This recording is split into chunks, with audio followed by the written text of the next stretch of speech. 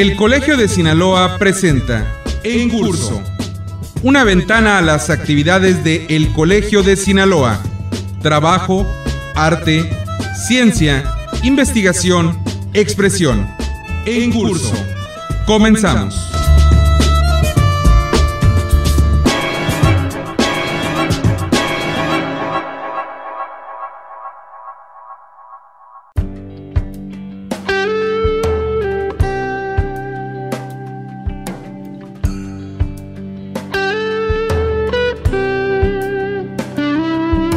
El Colegio de Sinaloa coadyuva en la formación continua de estudiantes, profesionistas, académicos y público en general, mediante convenios de colaboración entre las diversas instituciones públicas del estado de Sinaloa, pero de manera específica mediante una oferta propia de cátedras magistrales coordinadas por los miembros del Consejo Colegiado.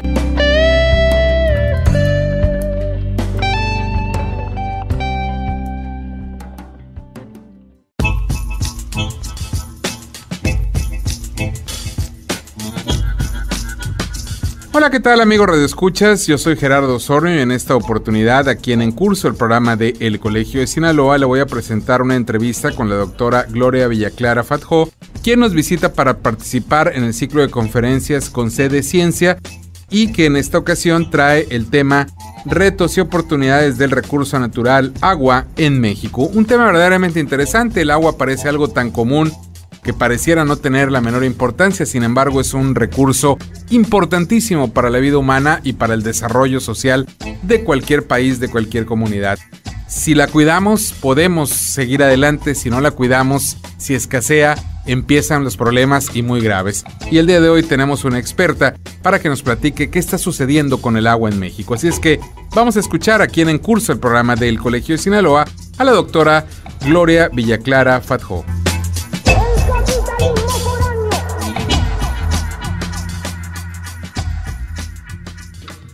Es un placer el tener el día de hoy a una persona que sabe de ciencia, que habla con autoridad y con conocimiento de causa.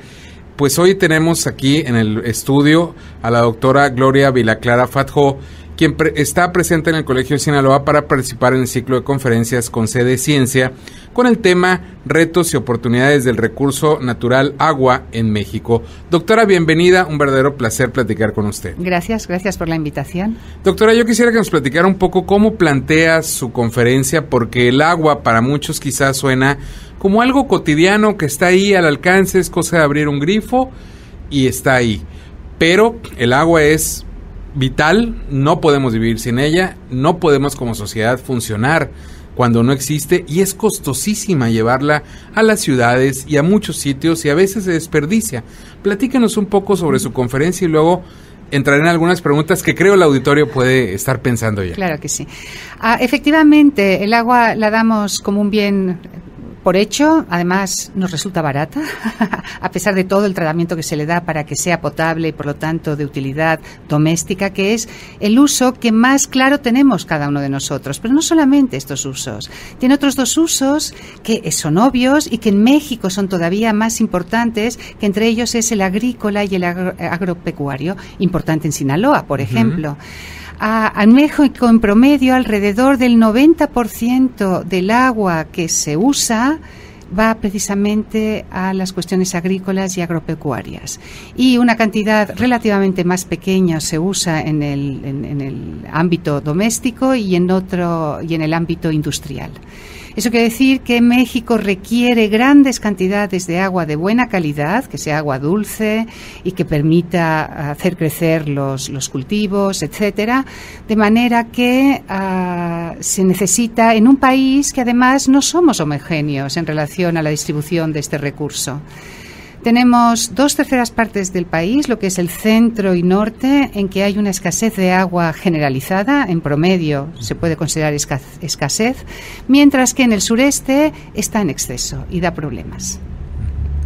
En esta parte del centro y norte, en promedio, estamos teniendo una disponibilidad de agua, y cuando hablamos de agua es una disponibilidad del agua que cae como lluvia, la que está en ríos, la que puede estar en lagos, la que se extrae de manera relativamente sencilla del subsuelo, que está alrededor de unos 1.500, un poquito más, de metros cúbicos por persona y año.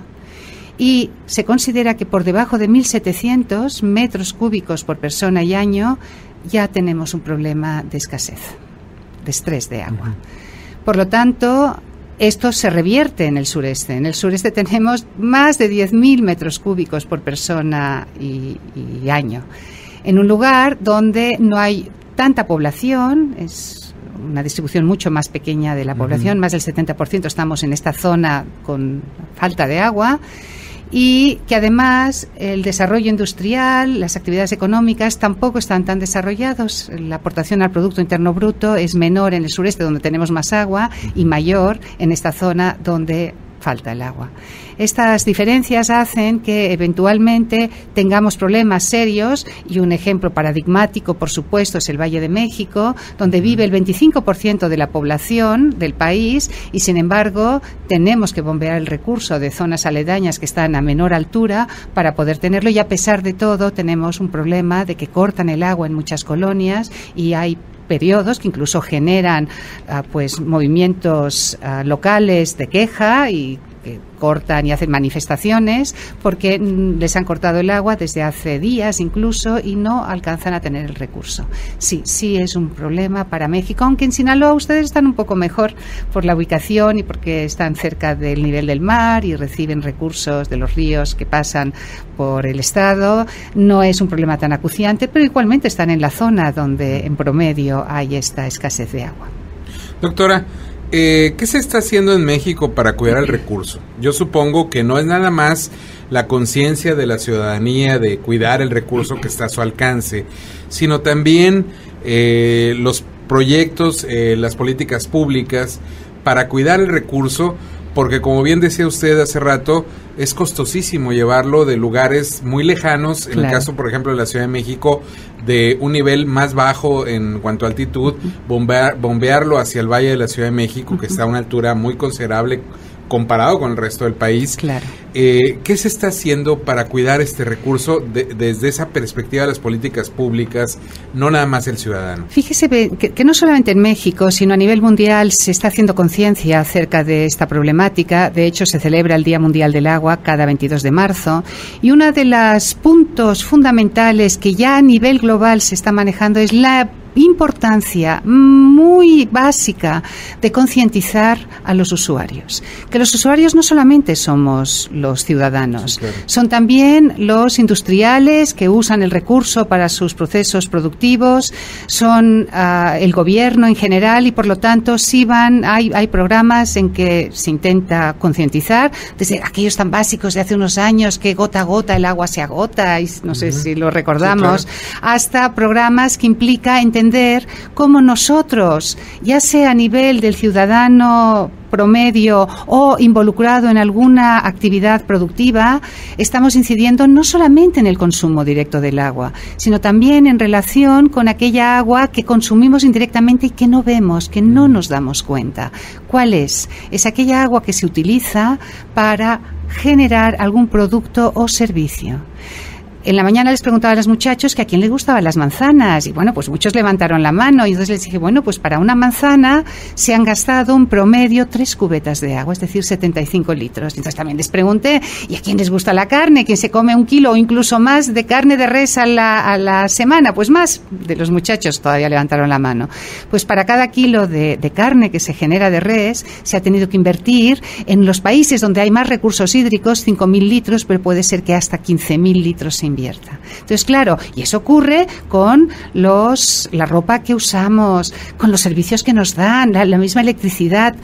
Quizá el gasto sea variable, pero todo eso es el algodón. Hacer crecer campos de algodón para luego obtener una tela de algodón que compramos y nos gusta mucho llevar, es terriblemente, evapora una gran cantidad de agua, gasta una gran cantidad de agua. Y no somos conscientes que no solamente es abriendo la llave y teniendo cuidado con esto, sino también en el consumismo que tenemos en nuestra vida, que estamos gastando grandes cantidades de agua.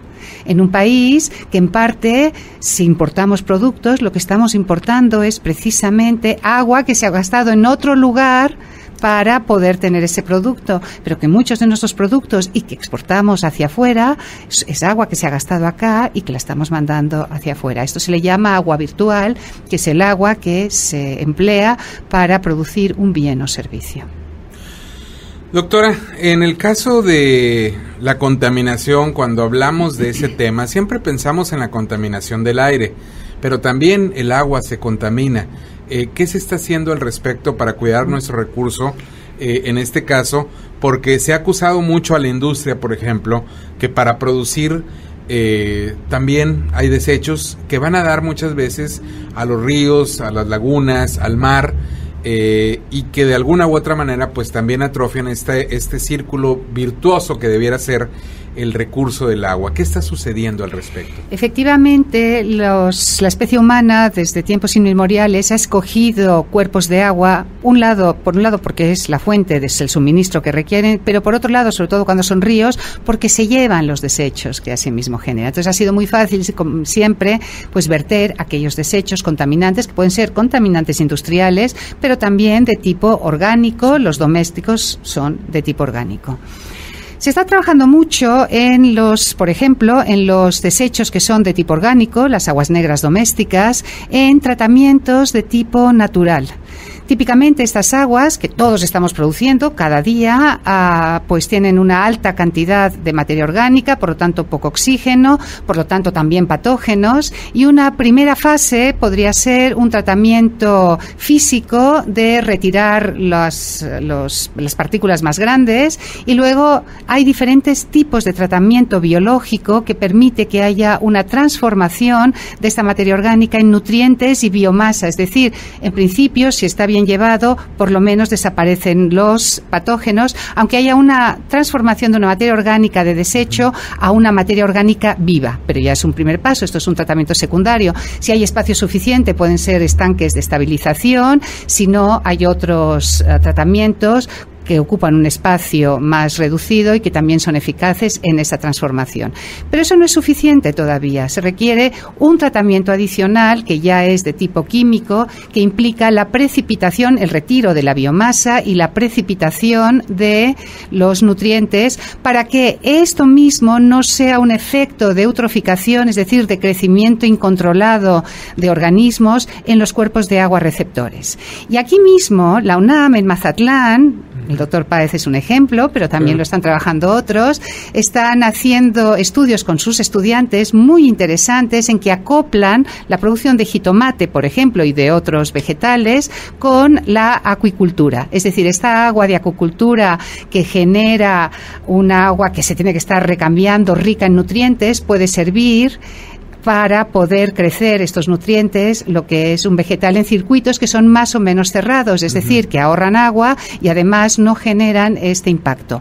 Por otro lado, están los problemas de la industria que vierte desechos tóxicos, pero esto ya es un problema más complejo y que además hay una legislación que lo pena bastante cuando se detecta. Claro, se detecta si no hay cuestiones de corrupción entre medio, por supuesto, y que sí obliga a las empresas, si lo hacen adecuadamente bien, a generar aquellos sistemas que reduzcan esa toxicidad antes del vertido.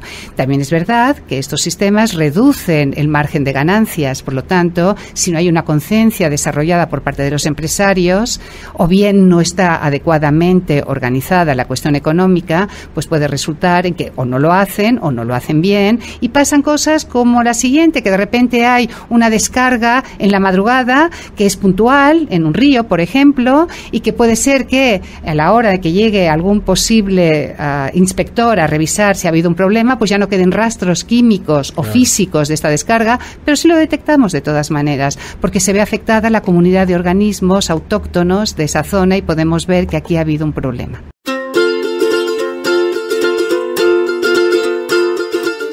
El Colegio de Sinaloa presenta una cápsula de ciencia. Importancia de las macroalgas. Las macroalgas se encuentran fijas a diversos sustratos que pueden ser rocas, arena, fango, conchas de moluscos, así como madera. Se localizan en ciertas lagunas a una profundidad de entre 5 y 600 metros. En los sistemas lagunares de Sinaloa existen 66 especies. La mayoría de ellas se encuentran en sustratos arenosos y fangosos y en menor medida en rocas y raíces de mangles. Forman parte de la cadena trófica del mar. Sintetizan los compuestos de materia orgánica con la ayuda de la luz solar.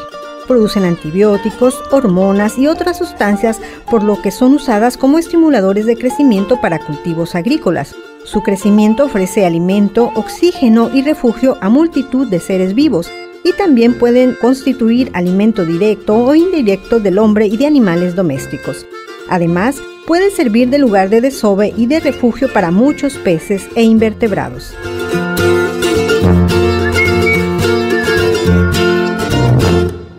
Este programa es apoyado por el Consejo Nacional de Ciencia y Tecnología.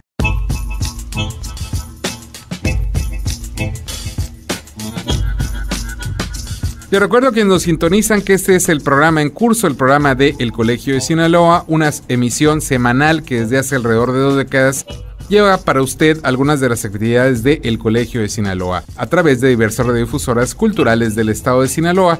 En esta ocasión estamos platicando con la doctora Gloria Villaclara Fatjó, quien nos visita para participar en las actividades de el ciclo de conferencias con sede Ciencia, con el tema Retos y oportunidades del recurso natural agua en México, y que bueno, verdaderamente es interesante. El agua parece ser algo tan sencillo, tan común, tan cotidiano, que no le ponemos atención, pero es vital para el desarrollo humano, por supuesto, pero también para el desarrollo social. Y vamos a seguir escuchándola aquí en curso, a la doctora Gloria Villaclara Fatjó.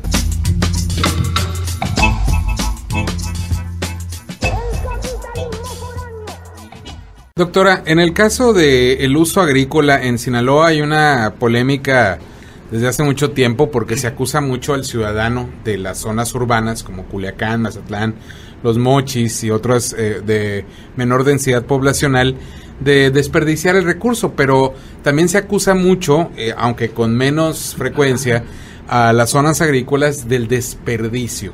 ¿Hay algún registro, hay alguna manera de saber si el uso agrícola que se le da en el país al agua está siendo óptimo o se está desperdiciando, como algunos señalan que ocurre específicamente a veces en Sinaloa? No es óptimo. Hoy presentaba unos datos para México del año 2009, en general, no específicamente de Sinaloa, pero sí en general, en que la cantidad de agua que en el 2009 se usó para riego fue alrededor de 26 kilómetros cúbicos, pero para eso tuvieron que extraer casi 60 kilómetros cúbicos, es decir que realmente lo que se usó para el riego fue solamente el 44%, se desperdició más del 50%.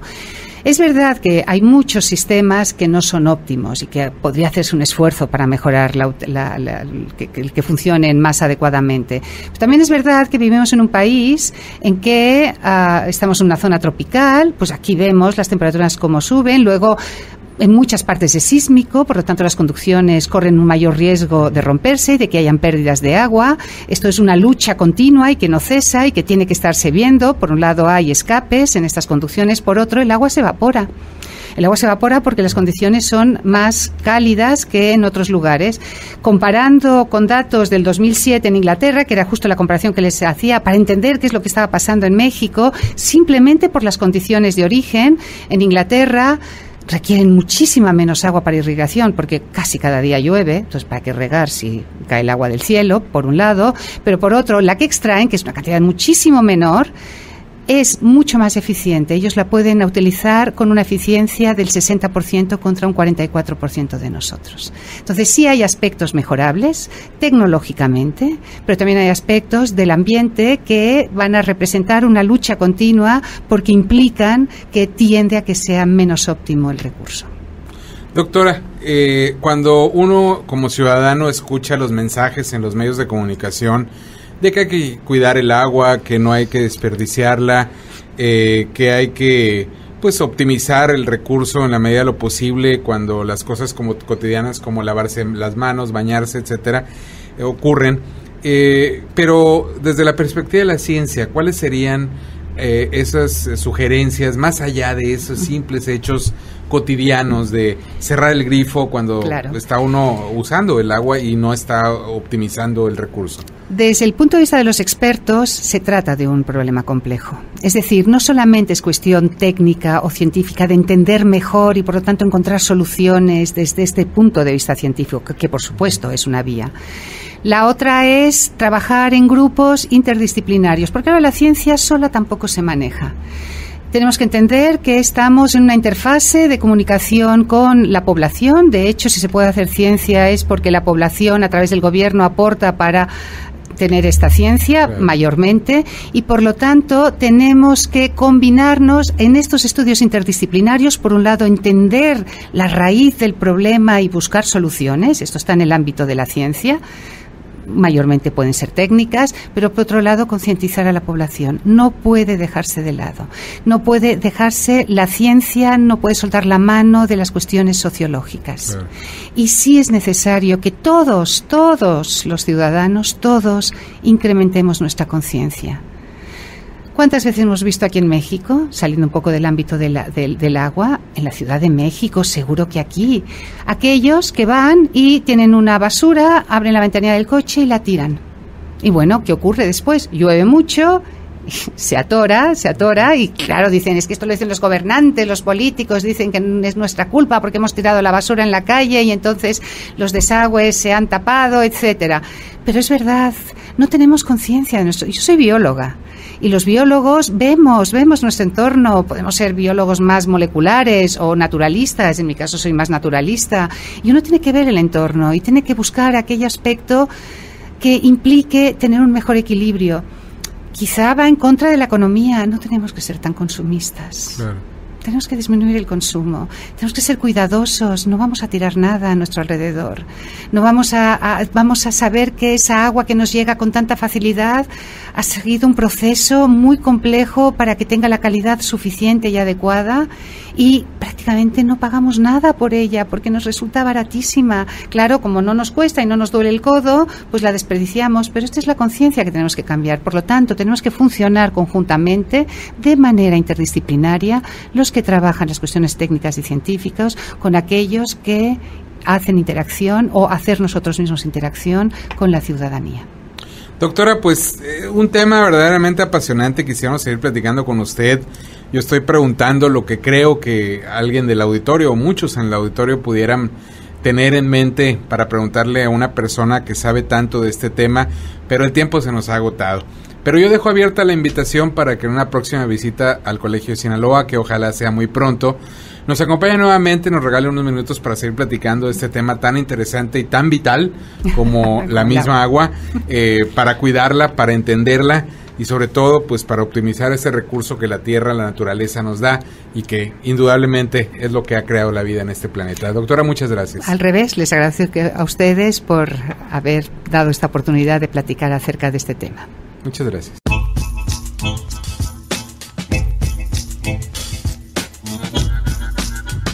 Les recuerdo que nos han sintonizado que este es el programa en curso, el programa de El Colegio de Sinaloa, y que el día de hoy hemos escuchado a la doctora Gloria Villaclara Fatjó, quien participó en el Colegio de Sinaloa en el ciclo de conferencias con C de Ciencia con el tema Retos y oportunidades del recurso natural agua en México, un tema verdaderamente interesante.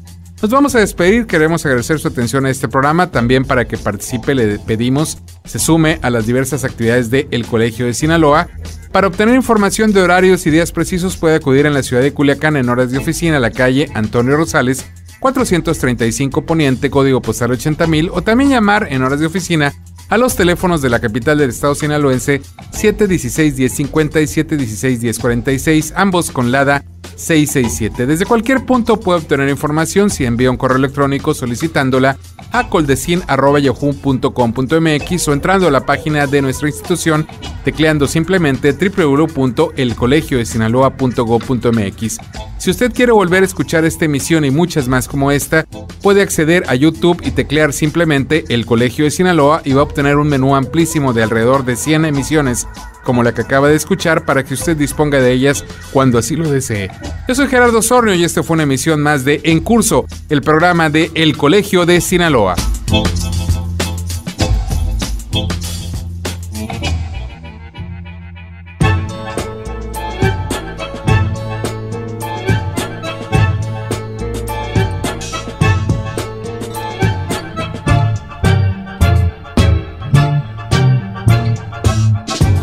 Este fue En Curso, una ventana a las actividades de El Colegio de Sinaloa. La próxima semana, usted tiene una cita a la misma hora, en esta misma estación, con En Curso, el programa de El Colegio de Sinaloa.